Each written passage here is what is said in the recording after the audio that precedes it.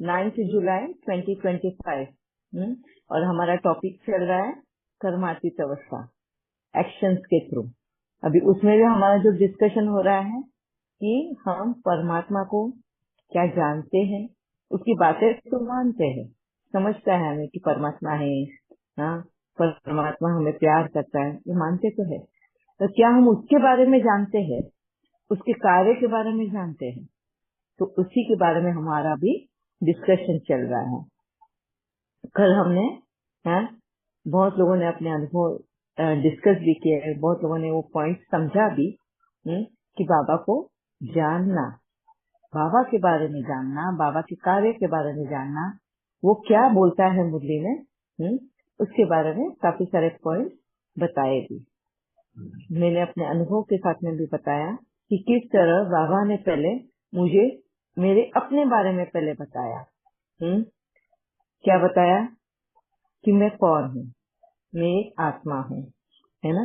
तो मेरा अभी का आत्मा का स्वरूप खाद युक्त है, खाद से भरा। कौन सा खाद? विकारों का खाद, है। और फिर बाबा ने मेरा ओरिजिनल स्वरूप के बारे में मुझे बताया, कैसे दिव्य गुणों वाला देवी देवता स्वरूप का। तो वो कैसा होता है वो देवी देवता स्वरूप, क्या होता है वो दिव्य गुण? उसको चखे बगैर पता नहीं चलेगा। हे हम ओरिजिन, पर अभी वो स्वाद हम भूल चुके हैं, है ना। तो बाबा हमें उसका अनुभव भी कराता है, उन दिव्य गुणों का, उन देवी देवता स्वरूप का अनुभव भी कराता है। एक बार हमें अनुभव कराएगा, फिर हमें उनके जैसा, उनके साथ मिलाकर बिठाएगा एंड महसूस कराएगा कि वो दिव्य गुण जो है हमारे, वो कैसा महसूस होता है। तो कल मैंने ममता, स्नेह, प्रेम स्वरूप के बारे में बताया। और कौन से स्वरूप के बारे में होता है? शांति का स्वरूप, असीम शांति। कि बाबा कितनी भी कुछ भी हलचल हो, वो कितना शांत, असीम शांति में बैठता है। कितनी उथल पुथल जो भी होती है, वो हलचल में नहीं आता। तो वो कैसे? तो कल उसके बारे में भी मैंने बताया था कि जैसे ही हम साक्षी दृष्टा होते हैं, तभी हम हलचल में नहीं आते। साक्षी दृष्टा होना मतलब अगर कोई मेरे बारे में भी कुछ बोलता होगा ना, साक्षी दृष्टा होकर देखो, क्योंकि कोई भी अगर कुछ बोल रहा है मेरे बारे में, अच्छा बोलता है या बुरा बोलता है, तो वो अपने, हाँ, अपने स्वरूप के हिसाब से समझता है और मेरे बारे में बोल रहा है।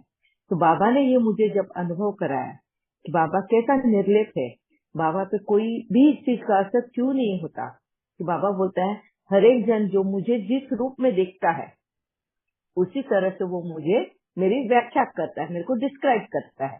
जैसे मैंने एग्जाम्पल भी दिया था, कि बहुत लोग बोलते हैं ना, अरे भगवान को क्रोध आएगा तो हमें श्राप दे देगा, कर्ज करेगा, ऐसे नहीं करो, वैसा नहीं करो। तो वो डरते हैं उसमें, है ना। प्लीज माइक म्यूट रखना सब लोग। तो डरते हैं, तो वो क्या है स्थिति? वो उनकी स्थिति है, उनका देखने का दृष्टिकोण, क्योंकि उनके अंदर वो विकार, उनके अंदर वो डर बैठा हुआ है, क्रोध का डर, कि अगर उनके साथ में कोई अगर बदतमीजी करेंगे तो वो इस तरह की भाषा बोल सकते हैं। तो उनको लगता है कि भगवान भी उसी तरह की, क्योंकि भगवान उनसे सीनियर है, उनसे ऑलमाइटी है, माइटी अथॉरिटी है, वो भगवान का कुछ नहीं बिगाड़ सकते, भगवान उसका बिगाड़ सकते हैं। जैसे वो जब किसी का भगवान समझते हैं कि भाई मैं भगवान हूँ इसका, बच्चों को लो, रिलेशन में लो या सत्ता में रहो, तो वो जैसे बोलते कि अरे इसका तो मैं देख लूंगा, मैं इसका बिगाड़ सकता हूँ, तो अपने आप को वो अथॉरिटी समझते हैं। तो उनको जब गुस्सा आएगा, क्रोध आएगा, तो वो ऐसा करेंगे। तो उनको ऐसा लगता है कि भगवान भी ऑलमाइटी है और अथॉरिटी है, अगर उसको भी गुस्सा क्रोध आएगा तो वो भी हमें श्राप देगा, फिर हम भस्म हो जाएंगे। भस्म होना मतलब हमारा विनाश हो जाएगा।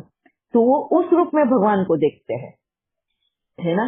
तो जब बाबा ने मुझे इस चीज का अनुभव बताया, अनुभव कराया कि मेरे बारे में अगर कोई जानता होगा तो मैं खुद हूँ, और मेरे बारे में सिर्फ मैं ही बता सकती हूँ सबको, बाकी के सब क्या करेंगे? मेरे बारे में अनुमान लगाएंगे।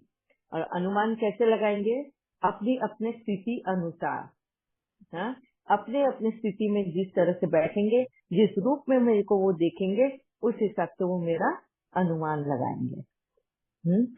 जब ये बात मुझे क्लियर हुई, तब से मैं इफेक्टलेस हो गई। है, मेरे पे कोई भी इफेक्ट नहीं होता। कोई कुछ भी बोलता है, गाली देता है, कुछ भी, है, इफेक्टलेस। क्योंकि बाबा ने मुझे उन्हीं का दर्पण बताया कि आज वो इस स्थिति में है, आज वो इस विकार से जूझ रहा है, उसके अंदर ये तकलीफ है उसको, खुद को इस विकार की। तो इस तरह से बाबा ने मुझे पहचान कराई। अब मुझे समझ में आया कि बाबा कैसे समझता है दूसरों को। है, बाबा को अगर मैं बाबा के सामने गई तो बाबा कैसे बताएगा कि मेरे अंदर क्या विकार है, मेरे को क्या परेशानी होती है उस विकार की।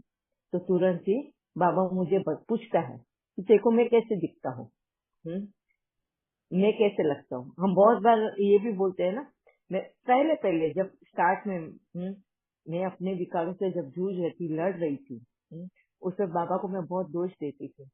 तो मैं बाबा को हमेशा बोलती थी, बाबा तू तो मुझे पसंद ही नहीं करता है, क्योंकि जब भी कुछ गलत हो, हाँ, तो तेरे को गलती मेरे ही अंदर दिखाई देती है, तू मुझे प्यार नहीं करता।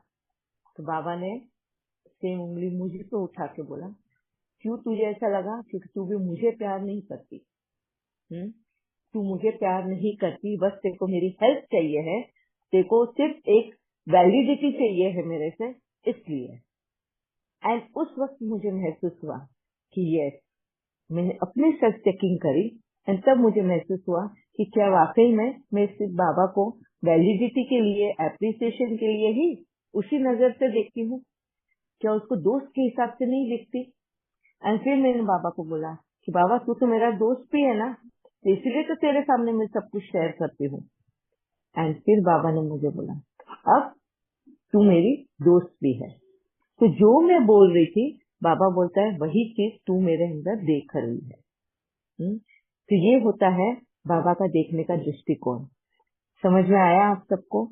और ये जब आप, अगर सामने कोई भी व्यक्ति बैठा है, वो अगर आपकी महिमा भी कर रहा है, वो उसका दृष्टिकोण है तुम्हारे पास देखने का। उसके प्रभाव में अगर तुम आ गए, तुम्हें खुद को, अंतरात्मा को तुम्हें पता है कि तुम उस लायक हो या नहीं हो, है ना।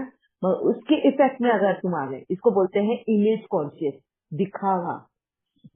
कि हाँ, इसने तो मुझे अच्छा समझा है, इसने तो मुझे ये समझा है, और तो हम खुश हो जाते हैं और कहीं न कहीं उस गुरूर, घमंड, अभिमान में आ जाते हैं, और हम उस इमेज को संभालने में पीछे लग जाते हैं, है ना। तो यहाँ पे भी बाबा ने मुझे करेक्ट किया था कि कोई अगर तुम्हारी महिमा भी करता है, कोई तुम्हें गाली भी देता है, वो उनका देखने का दृष्टिकोण है। तुम्हारा ओरिजिनल स्वरूप क्या है? विनम्रता है, मतलब निर्माणता, विनम्रता, नम्रता, पोलाइटनेस, हम्बलनेस, ये तुम्हारा होना चाहिए। सामने वाला अगर बोलता है तो अप्रिशिएट करो। अगर उसकी महिमा भी अगर एप्रिसिएशन के लायक है, तो अगर वो गाली भी देता है तो भी अप्रिशिएट करो कि ठीक है भाई, तू सही है, मैं हूँ, शायद वैसे ही मैं हूँ। इस तरह से अप्रिशिएट करो। भगवान भी यही कहता है ना, हम भगवान को तो गाय में भी भगवान को ढूंढते हैं, पेड़ों में भी भगवान को ढूंढते हैं, पत्थरों को भी भगवान को ढूंढते हैं, और भगवान नाराज नहीं होता है। अगर हमें कोई बोल दे ना, अगर मेरे को कोई कुत्ता बोल दे ना, तो तुरंत मैं भड़क जाऊं, अरे इसे मेरे को कुत्ता बोला। और हम तो क्या क्या करते हैं परमात्मा के साथ, मगर फिर भी वो कितना निर्लेप है। और कोई हमें अगर कुछ गाली दे देता है, हम गाली के रूप में लेते हैं उसको। ये क्यों? क्या ये मेरा स्वरूप है? मुझे वो हर्ट होना चाहिए? तो इतने अच्छे से बाबा ने मुझे वो एक्सप्लेन किया, वो सारा अनुभव कराया, एंड तब जाके मैं इफेक्टलेस हो गई। मुझे किसी की भी कोई भी इफेक्ट नहीं करता। बहुत लोग मुझे पूछते हैं, दीदी सॉरी, आपको बुरा लगा होगा, मैंने ऐसे बोला, मैंने ऐसे किया, आपको तकलीफ हुई होगी। मैं बोला नहीं, मेरे को हर्ट नहीं होता, मुझे तकलीफ नहीं होती। क्यों नहीं होती? अब आपको मैं समझाया। क्योंकि मुझे वो समझ में आता कि आप खुद उस तकलीफ से गुजर रहे हो, आप खुद उससे परेशान हो, इसलिए आप मेरे को उस स्वरूप में देख रहे हो। तो ये बाबा ने मुझे बताया कि आप खुद उस तकलीफ से गुजर रहे हो, आप खुद उसके परेशान हो, इसलिए आप मेरे को उस स्वरूप में देख रहे हो। तो ये बाबा ने मुझे बताया कि आप खुद उस तकलीफ से गुजर रहे हो, आप खुद उसके परेशान हो, इसलिए आप मेरे को उस स्वरूप में देख रहे हो। क्लियर कि बाबा का, अगर आप बाबा को समझने जाओगे तो आप अपने आप को समझना शुरू करोगे, है। इसके लिए बाबा बोलता है अगर मुझे समझना है तो पहले तुम्हें आत्मा के रूप में आकर बैठना होगा। तो इतना इजी वे मेरे को कर दिया बाबा ने, और मेरे को इतने दिन समझ में नहीं आ रहा था कि मैं आप लोगों को किस तरह से एक्सप्लेन करूँ ये सब, है।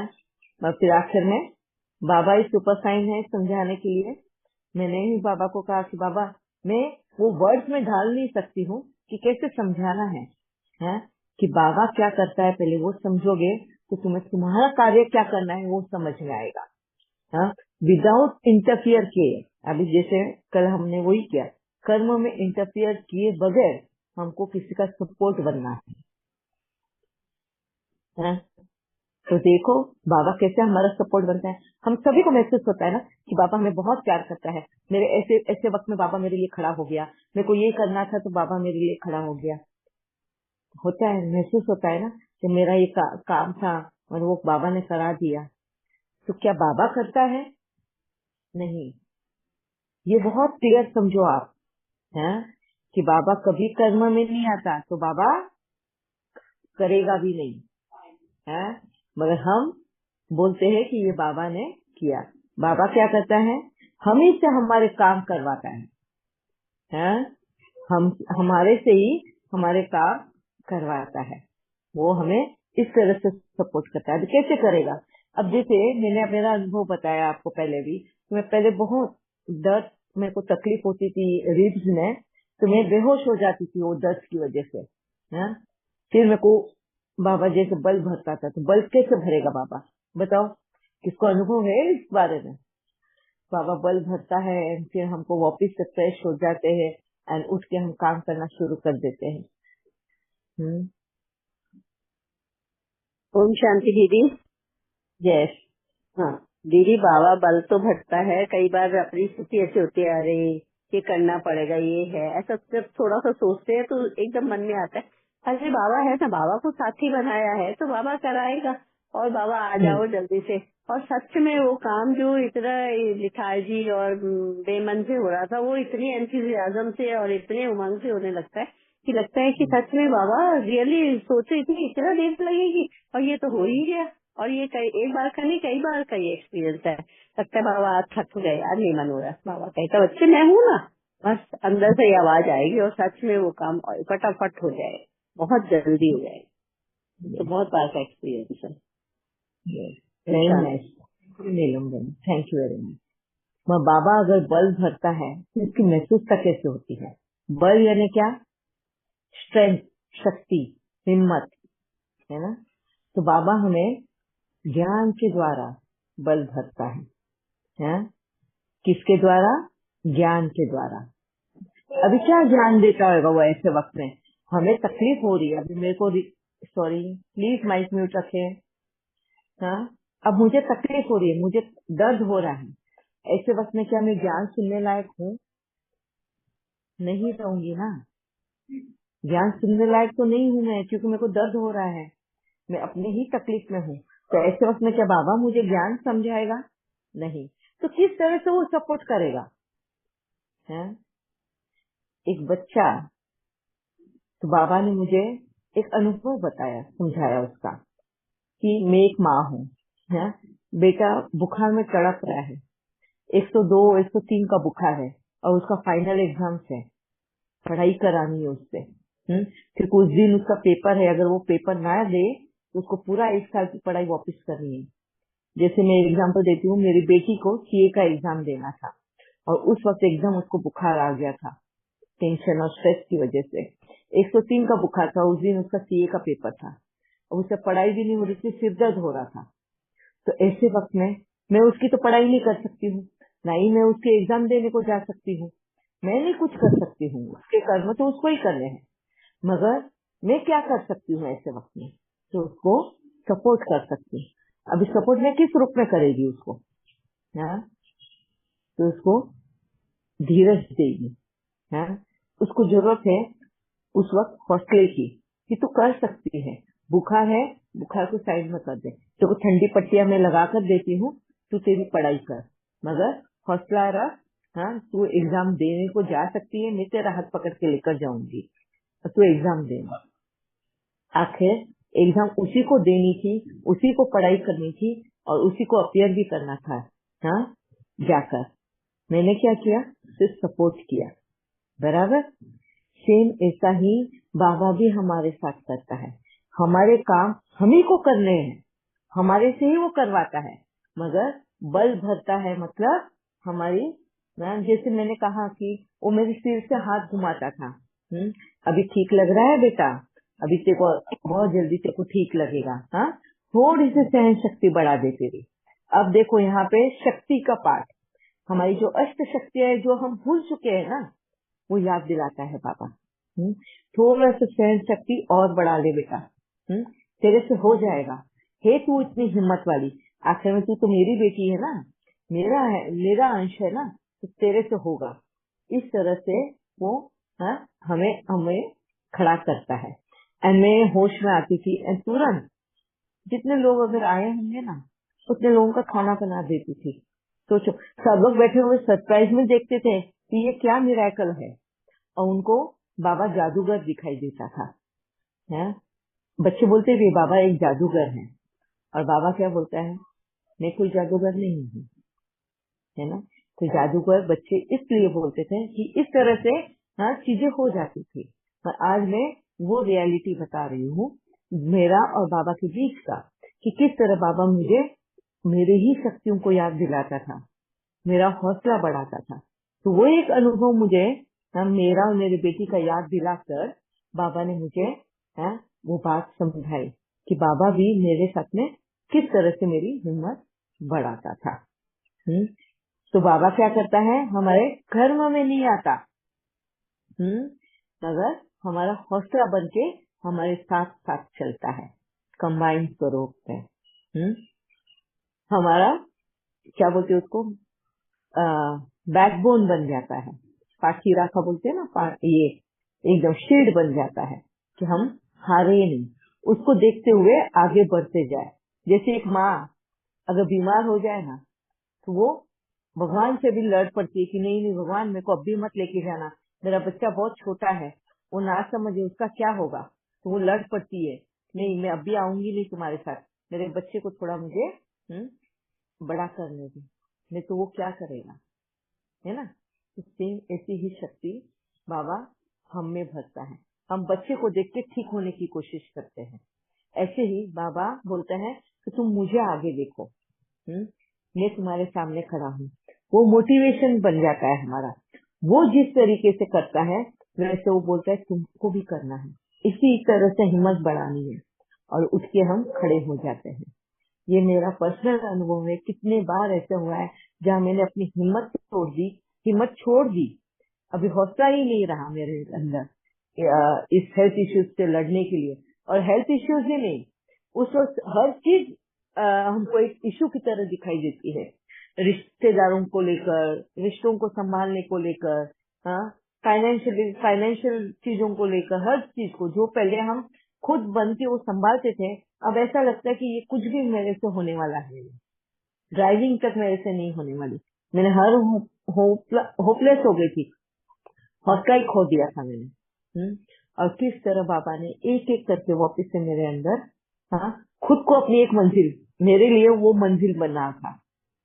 और उसके साथ में उसने अपने गोदी में मेरे बेटे को बिठा दिया था, और बाजू में युगल को बिठा दिया था, और मेरे को कहा कि तेरे को पालना देनी है इनको। पहले वहां से स्टार्ट किया, और इस तरह से मेरा हौसला बढ़ाता था कि नहीं। फिर मुझे याद आता कि हाँ, अगर मैं नहीं रहूंगी तो ये दोनों का क्या होगा। और बहुत बार मैं ऐसे बोलती थी, रिस्पॉन्सिबिलिटी छोड़ना, भागना, बाबा तू है ना, तू देख लेना, मेरे से नहीं होता अभी, मेरे से नहीं होता अभी। तो बाबा बोलता था, मेरे पास शरीर नहीं है बेटा कि मैं ध्यान रख सकूं इनका, ध्यान तो तुझे ही रखना होगा क्योंकि तू शरीरधारी है। तो किस तरह से वो मेरे अंदर की ताकत को बताता था कि बाबा उतनी शक्तिवान नहीं जितनी मैं हूँ, मेरे पास शरीर है, मैं इनका ध्यान ज्यादा अच्छे से रख सकती हूँ पर बाबा नहीं रख सकता। मतलब अपने आप को वो वीक बना के मेरे को शक्तिशाली बनाता था। समझ में आ रहा है बाबा किस तरह से हमें मोटिवेट करता है, अपने आप को पीछे करके हमें आगे करता है, हैं? बोलता है कि तेरे पास शरीर है, तेरी बातें ये समझ सकेंगे, सुन सकेंगे, तो तुझे ही इनकी देखभाल करनी है? और बोलता मैं नहीं वो काम कर सकता हूँ। और इस तरह से मेरे अंदर वो हौसला बढ़ता था। तो ये है बाबा का कार्य है। आप सभी ने महसूस किया है ना ऐसा बाबा को? ये जब आप बाबा को जानोगे तभी उसकी महसूसता होगी, मगर उसके कार्य को पहले समझना जरूरी है। हम बहुत बार बोलते हैं बाबा मेरे से तो नहीं होता, बाबा तू ही देख ले, बाबा इन बच्चों को तो तू ही संभालना, मैंने तो तेरे सुपुर्द कर दिया है ये सब कुछ, और हम रिस्पॉन्सिबिलिटी से भागते हैं। फिर बाबा समझाता है रिस्पॉन्सिबिलिटीज के बारे में, कर्तव्य के बारे में। अब वो कौन सा पॉइंट है मुरली में जो बाबा हमें बोलता है? सर्व संबंध मुझसे जोड़ो। बाबा क्या बोलते हैं? सभी संबंध मुझसे जोड़ो। जब हम सभी संबंधों से तंग आ जाते हैं ना, क्योंकि विकारी वश है ना, हमको माँ बाप भाई बहन हस्बैंड बच्चे जो भी रिश्ते हैं ना, उनमें सब में विकार ही नजर आते हैं। हर एक में कमियां ही नजर आती है, और ऐसे वक्त में हम उन रिश्तों से भागने की कोशिश करते हैं। तब बाबा हमें फिर से हौसला देता है। क्या बोलता है? सभी संबंध मुझसे जोड़ लो। मैं ही तुम्हारा भाई, मैं ही तुम्हारी बहन, माँ बाप, सब कुछ मैं तुम्हारा हूँ। जब जिस रूप में हम उसको देखना शुरू करते हैं तो वो हमें क्या करता है? उस रिश्ते की इम्पोर्टेंस समझाता है। जैसे मैंने उसको अगर साजन के रूप में देखा, तो पति के रूप में, क्योंकि मेरा पति मुझे अगर बहुत सता रहा है, मेरे को जैसा चाहिए है, मैं उसको बदलने की कोशिश कर रही हूँ, मैं वो बदलना नहीं चाहता, वो जैसा है वैसा ही है, तो मैं उसकी उससे तकलीफ में हूँ, मेरे को बहुत परेशानी हो रही है उसके इससे। तो मैं जाके कंप्लेन बाबा को कर रही हूँ। तो बाबा बोलता है ठीक है, तू तेरे पति को भूल जा, मैं तेरा आज से साजन हूँ। और मैं बहुत खुशी से, आज से तो मेरा बाबा मेरा साजन है। हम करते हैं ना मुरली में, जब बाबा का लिख कर आता है कि मैं तुम्हारा आज से साजन हूँ करके, बहुत खुशी से हम अपना लेते हैं उसको।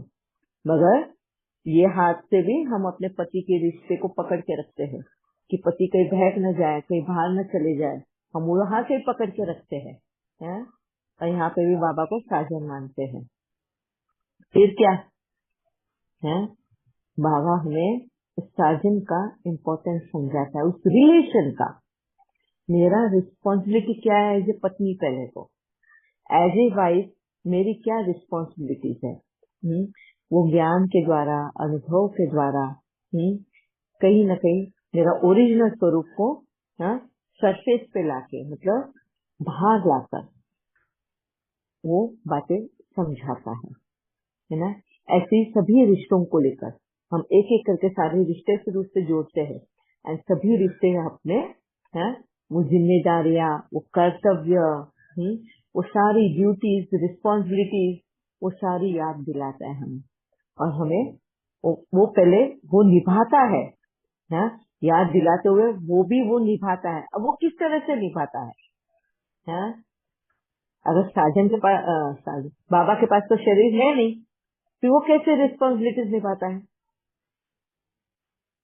किसी को अनुभव उसका?